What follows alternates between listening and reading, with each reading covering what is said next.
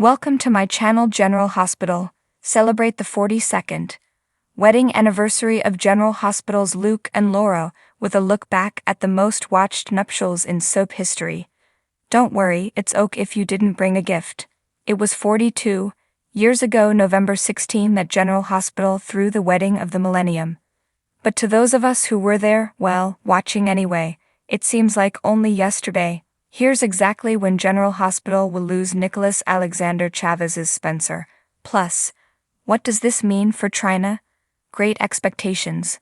While on one side of Port Charles, young divorcee Laura Baldwin was admiring her beautiful gown.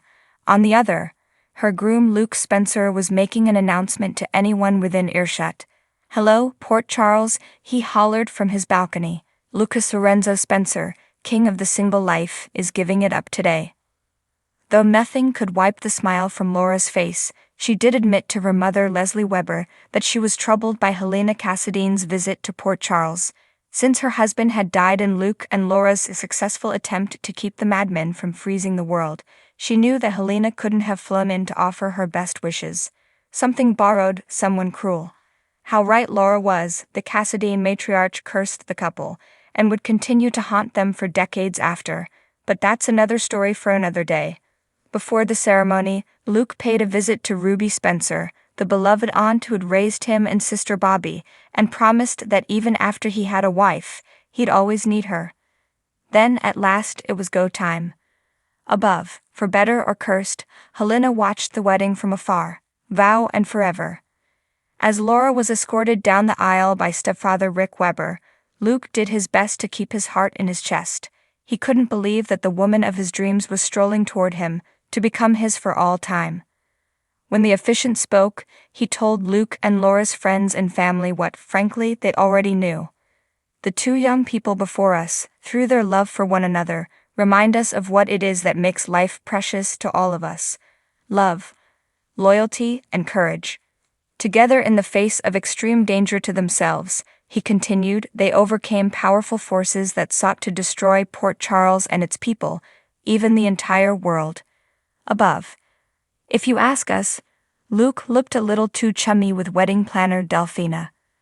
Wedding crasher, miraculously, no one spoke up when the officiant asked if anyone could show just cause to object to the marriage. After the reception, however, somebody raised a big stink. First, Luke tossed Laura's garter, which Rick caught. Then, oh boy. Then, Laura threw her bouquet. Both half-sister Amy Vining and pal Tiffany Hill were willing to tackle anybody who came between them, and yet it was caught by Scotty, the husband Laura had dumped in order to run off with her rapist.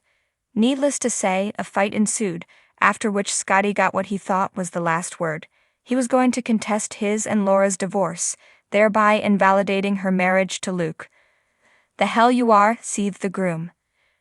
Instead of take the bait that his nemesis was dangling, Luke reassured Laura that they were one, and they always would be.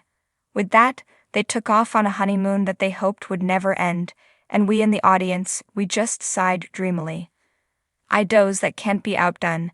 Even now, all these years later, the wedding of Luke and Laura remains daytime's gold standard, not only a beautifully produced affair full of romance and surprises, but the most watched episodes of daytime television in soap history. 30 million viewers RSVP'd yes.